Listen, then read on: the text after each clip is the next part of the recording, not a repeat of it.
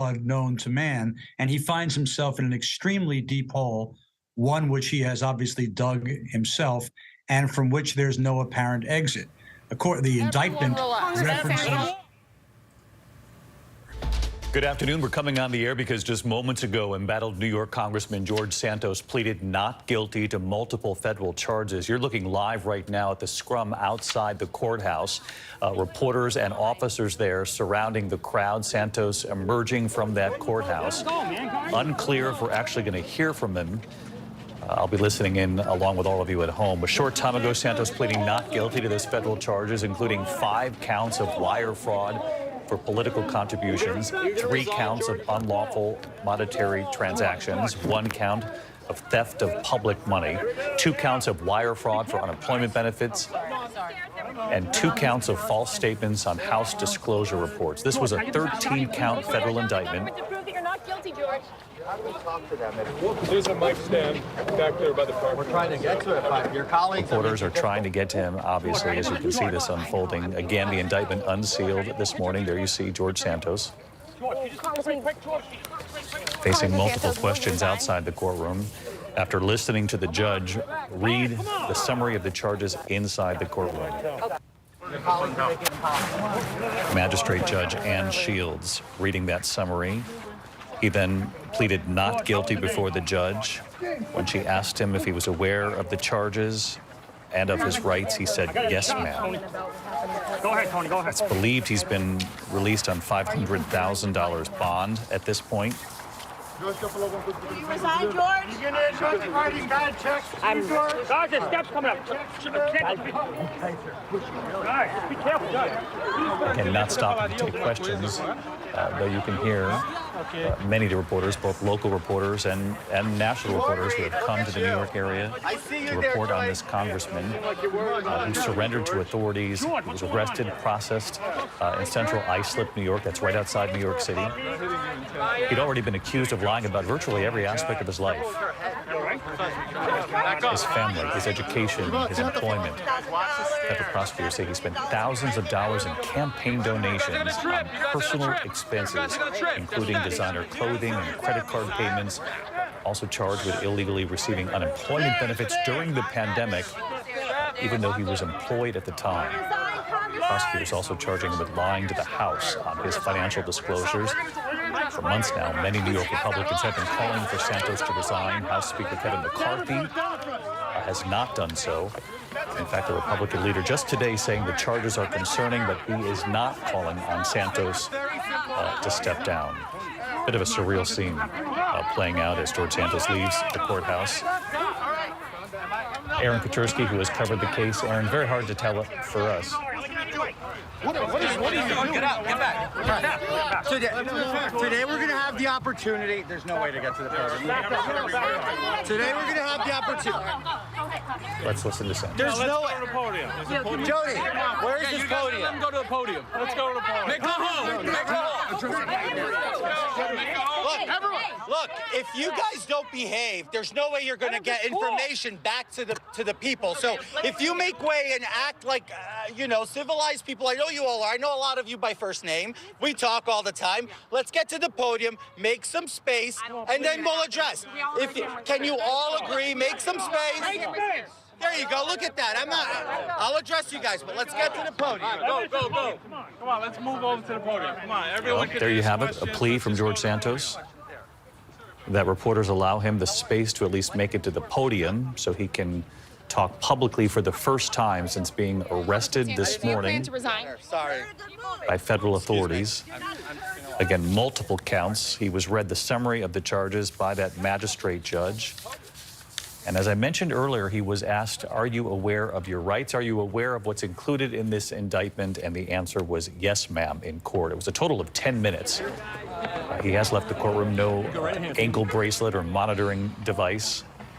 We are told, though he is out on bond, he can travel between the New York area and Washington to represent his district, walking to the podium now where he's expected to make a statement. Do you want to address them too? Well, you're in front of me. All right. We made it here. Look at this. All right, so I know you all have questions. Come a little closer. Come a little closer. I know you all have questions. I know that everybody's been waiting for the moment for me to come out and talk to you guys. Look, this is the beginning of the ability for me to address and defend myself. We have an indictment. We have the information that the government wants to come after me on, and I'm going to comply. I've been complying throughout this entire process. I have no desire not to comply at this point.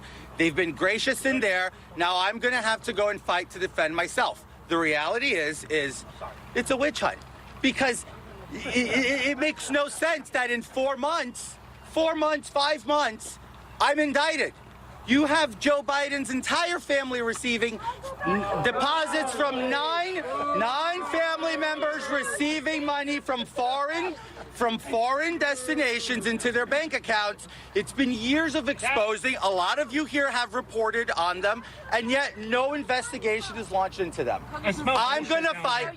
I'm getting back to that. I'm going to fight my battle. I'm going to deliver. I'm going to fight the witch hunt. I'm going to take care of clearing my name, and I look forward to doing that. Now, hold on. What do you say to that? I would like the opportunity for some of you guys to ask some questions in an orderly fashion, and we'll start right here. Congressman Go ahead, Rachel. Santos, why would you apply for unemployment benefits when you had a job making $120,000 a year? Rachel, this is part of my defense. This is inaccurate information, and I will get to clear my name on this. During the pandemic, it wasn't very clear. I don't understand where the government's getting their information, but I will present my facts. Prosecutors say that you got prosecutors say that you got over $20,000 in unemployment benefits, sir. How is that acceptable? Ma'am, like I said, my employment was changed during the time. I don't understand where the government's coming from. I'll present my defense. And to one that. last follow-up, Congressman Santos. What evidence do you have that they don't have? Because it's extensive. I have plenty of evidence that we will now be sharing with the government in this case to make sure that I can defend my innocence. Are you planning on running for re-election? Yes, I am. And why should anybody believe you now? Well, like I said, I will prove myself innocent, and then we'll move from there. And re-election is a very far time away from now. Go ahead. Go ahead. I'm sorry for blocking the $750,000. They said that you reported that wrongly. Do you have any comment to that? Well, like I said, I will be giving them all, we'll be delivering all the finances of my company, delivering all my finances to them to dispel their accusation against me. And again, you will not resign. I will not resign. Congressman, did you take campaign donations and use that money to buy expensive suits? No, I did not. Do you think you'll win re-election? That's not up for me to know. Elections are very tricky, and it's up to the people. I trust them to decide what's best for them. Congressman, you've admitted to lying in the past. What do you think will make people believe you this time around? Oh, look, like I said, I've asked many times. I want to be judged by the work I do in the body, and I stay committed to that. Any more questions? Washington now. Yes, I am. I have to go back and vote. Tomorrow we have one of the most consequential votes in this Congress, which is a border bill, and I'm very looking forward to being there to vote on it. Heard from the Speaker right now. Well, I'm not going to address just the Speaker. I'll address leadership. I appreciate everybody's patience with my presence in Congress. As you know, the media has its ways of doing things, and I respect you guys. I've maintained good rapport with a lot of you guys. I've spoken with a lot of you guys, and I have the intention to continuing that open door. Some of you who are from the Hill know how to find me. Some of you here from the district don't have a hard time finding me. It's about keeping in line of communication. So I appreciate leadership for being patient at this time and for allowing the process to play out. I think this is about innocent until proven guilty. This starts. I have my right to fight to prove my innocence, as the government has the right to fight to try to find me guilty in whatever charges. Why haven't you showed any documents to prove your innocence until now? Because you're being accused for a long time. Well, because the media is not jury or the judge, so I will present that to the jurist and to the judge in this courthouse. And to the Congress. Well, if Congress requests it, I will present it to them as well. So are you vouching for trial? You won't negotiate a plea? I'm feeling, look, it's hard. Yes, thank you. I'm addressing one of your colleagues here. I don't want to give the back of. So, as usual, Jody, I do my best to be a positive person. Life is already as bad as it gets out there. So I'm fine. I'm good. I believe I'm innocent. Yes, I do. What was your reaction? So there you have it. Congressman George Santos saying, I believe I'm innocent, saying he will not resign, saying, in fact, he will run for re-election. I want to get right to our investigative reporter, Aaron Katursky. Aaron, this was quite the indictment today. Multiple counts on the federal level. A 10-minute appearance before the magistrate judge, Ann Shields, when asked if he was aware of his rights and aware of what was included in this federal indictment, he said, yes, ma'am. That's all he said, David, other than the not guilty plea that was entered on all 13 counts on his behalf that charge him with wire fraud and theft of public funds. There were 3 different schemes outlined in the criminal indictment that accuse Congressman Santos of misusing funds, of receiving unemployment benefits he did not deserve when he was actually working and drawing a salary, and then lying to the House on financial disclosure forms about the source of an income and how he spent his money. David, he has already been exposed as a liar. These charges now allege he is also a criminal, even though George Santos told reporters outside court there in Central Islip that he believes he is innocent and will not resign. Dan Abrams, who's also listening in on this. Dan, this was quite something that we watched unfold here today. Yeah, and it was interesting to hear effectively what his defense is, and his first defense was a political one, right, which was to point the finger at Joe Biden and say, why aren't they investigating Joe Biden? The problem he has in these kinds of charges is that they tend to be paper trail cases. They're cases where there are documents, there are emails, there are companies that are set up, et cetera. So these tend to be tougher cases to defend with regard to, a mistake or a misinterpretation or an eyewitness who didn't see something, et cetera, particularly on the most serious charges here of wire fraud, basically saying he was going and getting people to ask for money for his campaign, that he then took that money, transferred it into his bank account, and used it to pay off credit card debts, to buy clothes, et cetera. So it's not going to be as easy in a courtroom as it may be in a press conference to try to change the subject. He's at some point going to have to address the very specific allegations that Aaron just laid out in terms of those 3 buckets that he's charged with. Our thanks to Dan Abrams, and Dan aptly points out that that is something that voters will actually be able to understand very clearly, that among the counts here is the allegation that he took money that was gathered for his campaign for Congress, and the allegation from federal prosecutors is that he spent that money in turn on designer clothing, on paying his own bills. And again, that's just one part of this 13-count indictment. I want to bring in Anna Musalia. She's investigative manager, editorial at Open Secrets, a nonpartisan group that tracks money in the public space, the use of money in politics. And what was most troubling to you about this federal indictment? It's really just memorializing a lot of what we've already seen, which is just a long history of Santos facing allegations of falsification in terms of the campaign finances, just a messy campaign finance space, but also a number of questions raised by where the funds come from, a number of inconsistencies, and really one of the most damning aspects of it is that there is that paper trail. It is that we are able to see all of these things in the public record, and every American is able to see those inconsistencies for themselves. Anna, thank you. Pointing out, again, the notion that there's a paper trail, that at least publicly you can use the familiar political rhetoric that this country has become quite accustomed to, but in a court of law, you're going to have to answer to the paper trail that federal authorities say they do have.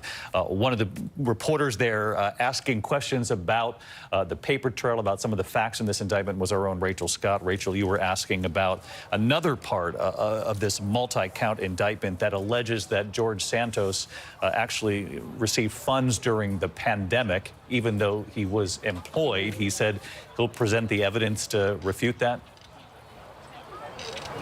Exactly, David. But so far, we have not seen any evidence to the contrary of what federal prosecutors are arguing here, that at the height of the pandemic, Congressman George Santos, in his first bid for office, applied for unemployment benefits, was accepted, and then used those funds even though he had a job and was making $120,000 a year, according to prosecutors. And so you heard me there. I pressed him on this issue. He says that he doesn't know what type of information the prosecutors were able to find, but he believes that he is still innocent. The bottom line here is that there will still be a lot of questions about this, certainly on Capitol Hill, especially as House Republicans are pushing forward a bill right now that Congressman George Santos is actually co-sponsoring to crack down on unemployment fraud, the exact thing that he's accused of doing, David. And one last question. Rachel Scott, our thanks to you as well. One last question to our chief Washington correspondent, Jonathan Karl. John, this is a 13-count federal indictment. George Santos pleading not guilty this afternoon. In fact, just a short time ago, 10 minutes in front of that federal judge. The Republican leader in the House, Kevin McCarthy, has been pressed repeatedly here about whether or not George Santos should resign. He said it's concerning, but says so far he's not going to ask him to. Yeah, and we've seen members of Congress who have been indicted and have resigned to mount their defense. We've seen members of Congress who have been indicted and have gone forward with their defense until their trial. They've got a right to do so. But there's a lot of pressure on the Republican leader, given the seriousness of these charges and the fact, as Rachel mentioned, that some of these are quite explosive politically, specifically allegedly ripping off unemployment benefits, claiming that he was unemployed even as he was running for Congress. Really quite extraordinary. But there's a larger political context, too, of course, David, and that is that the House is very narrowly divided. Kevin McCarthy has only a 5-seat majority. In some sense, his majority is even narrower than that. You remember quite well that he took 15 rounds of voting to be elected Speaker. He won by only a single vote. He would not have won without the vote of George Santos. George Santos voted for Kevin McCarthy in all 15 rounds of balloting. It's going to make it very difficult for McCarthy to come forward and to do anything to suggest that Santos needs to leave. He already doesn't have committee assignments. But highly unlikely that he'll go further than that, at least for now. Again, as John Karl reminds us here, Kevin McCarthy would not be Leader of the House without George Santos's vote because of that very slim margin of 1. John Karl, our thanks to you as well. Our coverage is going to continue of this federal indictment in embattled New York Congressman George Santos pleading not guilty moments ago, out on $500,000 bond. Our team will continue to report this out, and we'll explain all of these charges in much greater detail tonight on World News Tonight. I'll be back with the entire team this afternoon. I'll see you then. Until then, good day. This has been a special report from ABC News. And our thanks to David. I'm Kira Phillips. We're going to continue our breaking news here on ABC News Live. Let's take it straight to the Hill and our Jay O'Brien there standing by. First of all, Jay, what an absolutely remarkable scene there outside the courthouse. Normally in a situation like that, and you and I have been in those scrums, they don't talk in a situation like this. But George Santos, in Santos style, actually led the reporters, stopped them, told them to calm down, to calmly let him make his way to the podium to speak. It's like he controlled the chaos that he created, got there to the mics, and just calmly told everybody he's innocent. He's going to fight the charges. He's going to prove that he's on the straight and narrow. He's going to provide all the documentation from his company. You tend to wonder what kind of world this man is living in. I mean, this was incredible to watch.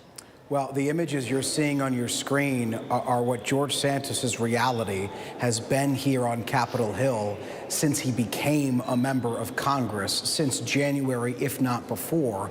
Big packs of reporters following him around, asking him some of the most basic questions. Do you regret lying? What is your real legal name? Et cetera, et cetera. Then, when the gaggle begins officially and Santos starts to make his statement, you see our own Rachel Scott, my colleague up here on Capitol Hill, our senior congressional correspondent, ask Congressman Santos point blank, in essence, why did you apply for pandemic unemployment assistance or pandemic assistance writ large if you had a job? And he says, that is part of my defense. I will answer that question. Then he doesn't answer the question, Kira. Let's take it to our senior congressional correspondent, Rachel Scott, who is there. Rachel, it was quite entertaining to watch you chase Santos down to the very moment where you got the first question. You were able to ask him that one thing that we wanted to know is really, how has he had just the guts to do what he has done? He still tells you he's innocent. He still says that he is innocent, Kira, and that was quite a circus as he made his way out of the courtroom, out of the courthouse, down those steps to the podium. It is one of the big questions, and is honestly previously unknown, that Congressman George Santos, according to federal prosecutors, not only applied for unemployment benefits during the height of the pandemic, but received them, nearly $24,000 in unemployment benefits when he actually had a job, according to prosecutors, making $120,000 a year. And so I pressed him on that, asking whether or not that was acceptable. He says he's not sure what type of information that federal prosecutors have, but he hasn't presented anything else that would provide any evidence that that is certainly not the case here. It is certainly just one of many questions surrounding the congressman, including whether or not he used money for his campaign to buy expensive clothes, to buy designer clothes, and also pay off his credit cards. He also denied that claim as well. One thing is clear, from the moment that I've started covering Congressman George Santos, he has been defiant in the face of these allegations, and today was nothing different. He says that he is not resigning, and in fact, he is still running for re-election, Kira. Which is just remarkable, because you wonder how Rachel, he is even going to garner support for a re-election. I mean, we're talking about campaign finance fraud, taking money from donors and people that believed in him and spending it on himself. If he thinks he's going to run again, I mean, it's really hard to understand where he thinks this is going to go. How is he going to get people to believe what he's saying when the paperwork is there? The paper trail has come to light.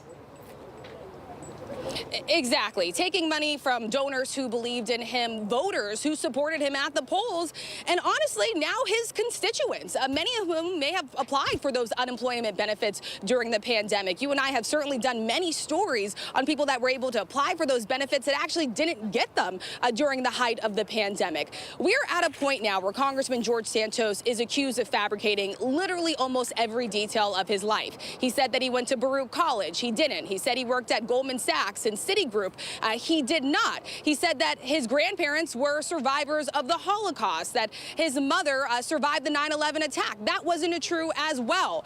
And while those are the allegations that certainly brought a lot of scrutiny to Congressman Santos, it is precisely the money that is placing him in even more legal jeopardy right now. And federal prosecutors have been on this very quickly, following that money trail. And what it ended up in today was a 13-count indictment where he could be possibly facing 20 years behind bars. But none of this, Kira, bars him from continuing to serve in Congress. In fact, it is likely that Congressman Santos will leave New York, head right back down to Capitol Hill because the House is still in session. He'll continue to operate like a normal member of Congress, going into the House chamber and voting, because what it would require is either him stepping down, which he said that he is not going to do, or a 2/3 majority vote in the House in order to kick him out of office. And right now, House Speaker Kevin McCarthy has made it clear he's waiting to see how all of this plays out in the courts before he calls for his resignation, Kira.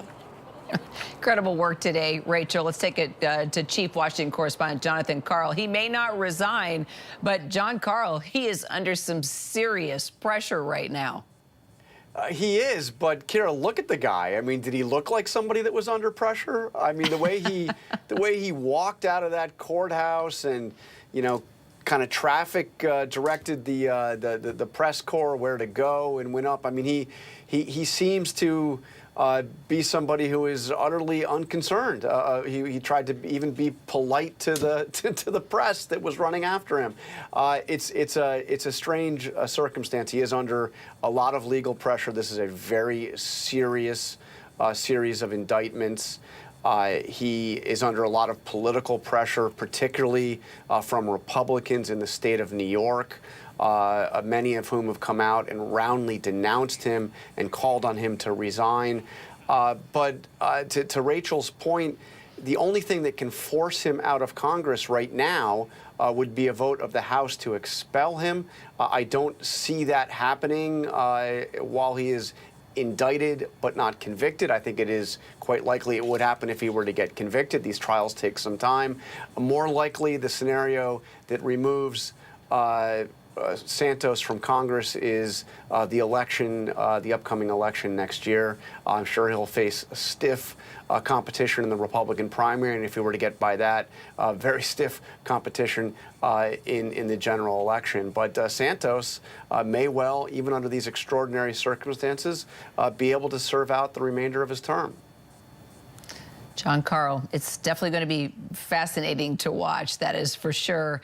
Take it back to our to Rachel Scott there, where she had just gotten the first question with George Santos, and he says he is not going to resign, that he will run for re-election. He's going to prove himself innocent, and he's going to deliver all his company's finances. The only thing is, we have seen part of those financial records surface within these indictments. We've talked about the evidence. What exactly is he going to show that's going to go against what investigators have already discovered that shows he's in a world of trouble right now? Yeah, because certainly what he is saying is not adding up, and it's certainly not matching this 13-count indictment that we've had a chance to dig through over the last couple of hours. Something that I did ask Congressman Santos about today is something that was inside of that indictment, allegations that he applied for unemployment benefits, that he got them even though he was working, making $120,000 a year. Take a listen to what he told me. Why would you apply for unemployment benefits when you had a job making $120,000 a year? Rachel, this is part of my defense. This is inaccurate information, and I will get to clear my name on this. During the pandemic, it wasn't very clear. I don't understand where the government's getting their information, but I will present my facts. Prosecutors say that you got over, excuse me, prosecutors say that you got over $20,000 in unemployment benefits, sir.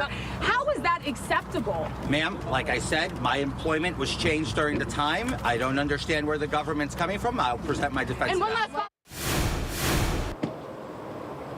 Yeah, so he says that his employment was changed during the time. That is certainly not what federal prosecutors found when they were able to dig through and follow this money trail at this point. So he says he's going to provide some type of evidence. We'll certainly be waiting to see and hear from Congressman Santos. We'll obviously be chasing him back down on Capitol Hill when he gets back to Washington, Kira.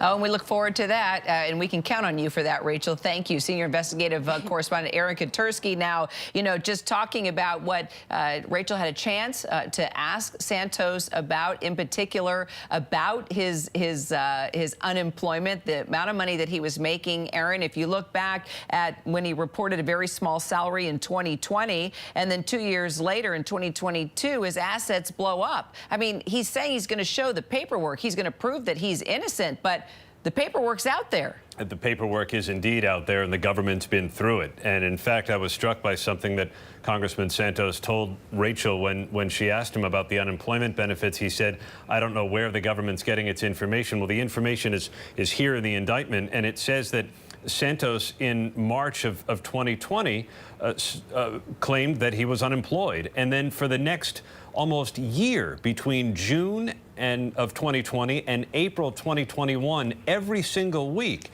the federal prosecutors say Santos certified that he was continually eligible for unemployment benefits. Every single week he had to certify his eligibility, and he did so for almost a year, the indictment said, when in fact he was actually employed as a regional director at an investment firm making $120,000 a year. And so this indictment says, Kira, that it was inappropriate for him to receive almost $25,000 in total unemployment benefits. The other thing I was struck by, and you mentioned this too, is the money that he loaned to his campaign, some $700,000 after certifying that he made between $1 and $5 million a year in salary. Just 2 years prior, he was only making what, $50,000, $60,000 in salary? And the indictment seems to suggest pretty clearly that Santos did not have the money to loan to his campaign. So it really begs the question, where did it come from? And that's a question that investigators, at least in this paperwork, did not answer. Yeah, where did the wealth come from? Aaron, thank you. Anna Masolia, editorial and investigations manager at Open Secrets. Anna, you've just been remarkable at making so many points just within all the parts of the indictment here. You have pointed out not only the fact about the reporting of Santos' salary and then years later those assets blowing up, wondering how exactly that happened. You have talked about the Federal Election Commission and the filings he had made were so incredibly messy. Also, you have pointed out in the campaign finance filings that Santos listed a number of disbursements that were fishy and stood out as red flags. Please dive into what we now know, things that you did know and you noticed once the indictment came out. Well, the indictment really focuses on a few distinct areas of campaign finance that are very easily provable, that there's a very robust paper trail for. We're able to see that in the case of the loan, where we have this very unknown source, it's very clear that there is an issue with that. In the case of his personal financial disclosures, all of the lack of filing is the issue itself, and so it's very easy to follow the paper trail with those. But this really only skims the surface of the campaign finance issues that Santos has been accused of engaging in. For example, the so-called fishy payments of $199.99 that are right below the threshold of itemization, where you would have to disclose the purpose of the payments, and you also have a number of other types of payments that could potentially be construed as for personal use. These are a number of different things that raised red flags during the campaign and shortly thereafter as Santos's fabrications really came to light. And even though they're not part of the indictment, there could be potential other investigations in the future, whether those be investigations by the Federal Election Commission or by other states. So, Jeff Robbins, it all makes sense. You heard George Santos. He says it's all just a misunderstanding. Yes. Well, it seems to me highly unlikely that it's a misunderstanding. He maintains that he's just puzzled, that the government can be under the misimpression that it's under, that there are documents perhaps in a hole in his backyard that nobody has asked him for. But as soon as he presents them to the government, this misunderstanding will be clarified. I would not go to the bank on that proposition. The government is likely to have every scrap of documentation that it needs, not to speak of texts and emails and all the rest of it, and corroborating testimony from witnesses who are referenced in the indictment. So the notion that this is all very puzzling to him and a surprise, and he can't imagine what the big fuss is about, this seems to me something that should be taken with a certain amount of dubiousness. ABC News' Olivia Rubin, one of our producers, was inside that courtroom. Olivia, just let me tell you, we saw plenty of color outside the courtroom. I don't think you can beat that scrum. But when you were inside the courtroom, a lot more calm, a lot more quiet. And I guess we sort of expected to see what we did. However, it was very interesting. You were there in the middle of it, how he just sort of, Santos orchestrated everybody and that crowd right up to the mic so he could say what he wanted to say, and that was that he's innocent. Exactly. That's exactly what we saw outside here, Kira. The congressman could barely actually get to that podium that was set up for him. He was completely mobbed with everyone waiting to hear exactly what he was going to say. Of course, defiant that he will be back in D.C. for votes tomorrow. But inside that courtroom, Kira, like you mentioned, constant little signs of a congressman under arrest. He sat at the table. He reviewed documents with his attorney. A line, actually, of investigators was seated behind him. You could actually see them holding the congressman's passports in their hands. So, again, every little signal here that despite he is going back to D.C. tomorrow, he is set on his re-election campaign, but inside of that courtroom pleading not guilty to those charges. I will also point out when he's at that table, Kira, he's reviewing documents with his attorneys. They are going through page by page, incredibly diligent, and you could see what appeared to be what was a mugshot on one of those pages. It was the congressman. It was a photo of him. He had the same glasses on, what appeared to be he was wearing in the court. So a very different scene, as you said, Kira. Outside here, a defiant congressman. Inside, one under arrest. And Olivia, of course, details on the bail. If you could just remind us, he'll have an ankle monitor. He can travel locally. Just, if you don't mind, going over now at what we should be paying attention to. Absolutely. So he will not have that ankle monitor. That is something he will not have. He was released on that $500,000. He will not. That's correct. He was released on that $500,000 bond. Of course, important to note here, Kira, there are actually 3 individuals, as prosecutors laid out, that will be sort of backing that bond, that are supporting that bond. We do not know who they are. They were not disclosed. Other parts of his bond, he has surrendered his passports, as investigators said. And of course, those restrictions on his travel. He is free to move about those areas that he's always in. That's New York City, that's Long Island, that's Washington, D.C. But anything outside of that, Kira, prosecutors were very clear that travel needs pre-approval. And that is what is so interesting here. The question on everyone's mind, will the congressman resign? Will he push forward? His attorney getting up and saying, you know, he has a re-election campaign going on. He has already announced he needs to be free to move around and to work for those activities. So those are the conditions potentially interfering here with that re-election bid. All right, Olivia, thank you so much. Saurav Ghosh, Director of Federal Campaign Finance Reform at Campaign Legal Center, has been with us throughout the morning and afternoon. I first just want to get your reaction to what you saw outside that courtroom. And you already made the point, Saurav, that you have just been astounded that someone would be able to do what he did and think he could get away with it. I'm curious what you're thinking now as he came to the mics and said he's innocent. He's not going to resign. He's going to run for re-election, and that he's got the documentation to prove that he's legit, his company and all.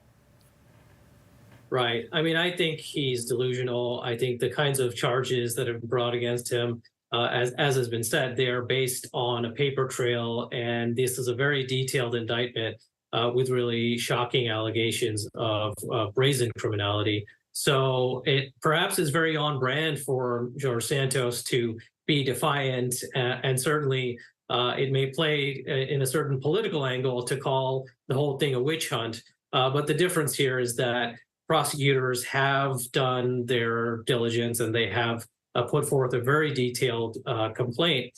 And I think, you know, one of the areas that really is most shocking is the idea that while he was asking, you know, donors to support him, to give money to not only his campaign, but to give money to this other entity, a company he'd set up, and which he claimed would be spending money on behalf of his campaign. That itself, by the way, is a violation of federal campaign finance laws. But the shocking thing about it is that prosecutors allege he had no intention of ever using that money to actually help win office, that he was actually immediately then moving that money into personal accounts and paying for personal luxury items with it. So someone who has blatantly stolen from and exploited his own campaign donors, I think he's delusional if he thinks he's going to actually win re-election. Saurav, thank you. Well, let's take it straight to the Hill. Our Jay O'Brien is there. Jay, you know, is anybody on the GOP side responding to this and showing any kind of support for George Santos? Because if somebody doesn't say something at this point, isn't that just a reflection on GOP leaders right now at a pretty important time as we move into election year? Well, not outright support, Kira, but one of the things we are seeing from House GOP leadership is a support for George Santos in the sense that they are not calling for him to resign and they're not calling for a vote to expel him from the House. Our colleague, Catherine Faulders, asked Speaker Kevin McCarthy earlier today about the specific charges that are laid at Santos's feet. Wire fraud, those fraudulent statements that he allegedly made to the House, et cetera, et cetera. She asked Speaker McCarthy if it concerns him. His response was, "It always concerns me," referencing criminal charges. But then he went on to say that he wants to see the legal system play out here. That has been the message we have heard consistently from House leadership, that they want to watch this trial play out. That said, there are Republicans who are calling on Santos to either be expelled or to resign. Some of them previously did so months ago, and some of them are just now saying it for the first time. I'm going to walk you through a little bit of a list of New York Republicans from Santos's own home state, and what they're saying about him today and last night after those charges were unveiled, or at least sources told ABC those charges would be coming about. Here's Nick LaLota, Republican of New York. "These charges bring us one step closer to never having to talk about this lying loser again," referencing George Santos. Mike Lawler, the Republican of New York. "I reiterate my call for George Santos to step down." Mark Molinaro, "I can't wait for him to be gone." Nicole Maliotakis, one more. "The sooner he," being George Santos, "leaves, the sooner his district can be represented by someone who isn't a liar." Those are Republicans from George Santos's own home state calling for him to leave the United States House of Representatives, either to resign or to be expelled. But as you know, Kira, it takes 2/3 to expel anyone from the House. That is something that House Republican leadership would have to be behind. And what they have been saying consistently again is that they want to watch this trial play out, which could be a lengthy process. Well, stay tuned. Let's see if indeed they stick to that. Senior investigative correspondent Aaron Katersky, what's next? The next date that George Santos has to be in court is June 30th. And at that point, Kira, I would expect the judge would set a schedule to file motions, and he can try to get some of the charges dismissed if he wants, or make some other motions as this case moves forward. But I would also expect the judge at that next hearing in June to try and set some kind of a trial schedule. And that we could really see if a trial of George Santos is going to come smack in the middle of a time when he would be campaigning for re-election. He does vow, as he told reporters outside court, that he is not going to resign, that he is going to run, but he is also, in reality, going to be a criminal defendant in a federal courtroom in Central Islip, which is east of his district. So it could be very, very difficult once that trial schedule is set for him to actually be campaigning, Kira. All right, Aaron, thank you so much. Thanks to our entire panel that got us through that breaking news. George Santos, we will continue, of course, to follow the fallout and see what's next for that embattled Republican congressman. Well, with only hours remaining until Title 42 expires, Secretary of Homeland Security Alejandro Mayorkas admits that the situation at the southern border will be very challenging, but he says the U.S. has been preparing and planning for a migrant surge. When the Trump-era immigration policy put in place at the start of the pandemic ends tomorrow, migrants will have to follow sweeping restrictions to seek asylum in the U.S. ABC's Matt Rivers has the latest from Juarez, Mexico. Well, Kira, today in Juarez, there continues to be a lot of migrants trapped at the U.S. border wall, people who we've seen cross over the last couple of days here, hundreds, if not thousands of migrants who are hoping to be processed into the United States. And that processing is happening, albeit very slowly. Maybe 5, 10, 15 migrants at a time are brought in and processed. That does not mean they're going to be led into the United States, paroled. Some might be. Others will be immediately deported. It depends on each individual case. That's what's happening right now. I wouldn't say it's chaos. I wouldn't say it's calm. It's just an ongoing situation. Lots of migration continuing. The big story, though, is the Biden administration's plan set to go into effect to deal with what might be this excess wave of migrant crossings that could happen later on this week.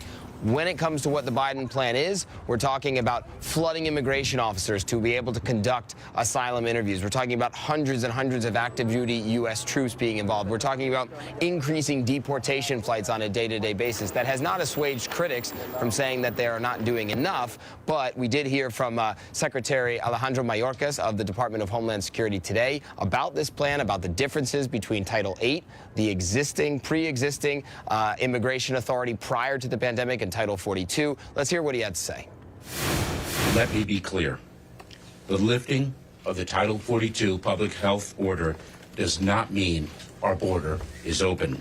In fact, it is the contrary. Our use of our immigration enforcement authorities under Title VIII of the United States Code means tougher consequences for people who cross the border illegally. Unlike under Title 42, an individual who is removed under Title VIII is subject to at least a 5-year bar on re-entry into the United States and can face criminal prosecution if they attempt to cross again. You know, the real takeaway from the secretary's message, he keeps coming back to the point where all of these things, whether it's increased immigration officers, whether it's more buses for migrants, whether it's more holding facilities, all of these things are stopgap measures. It's putting the finger in the dam without actually fixing the crack. That is what he's talking about, and the only way to do that, comprehensive immigration reform. Sometimes I feel like I'm on a soapbox when I talk about these things, but truly, anyone who believes that immigration problems can be fixed here at the border, it is a fallacy. The only way this can be substantively addressed both today and in the future would be immigration reform, a comprehensive immigration reform package that is legislative in nature. It must come from Congress, and right now we see zero will, zero ability, frankly, for Congress to get that done in the near term. Kira? All right, Matt Rivers, thank you so much. We'll stay on top of that story. Also, we are following what's happening at the Ohio State House today as Republicans are trying to advance a bill making it harder to get any referendum concerning abortion on the state ballot. We'll take you there right after the break.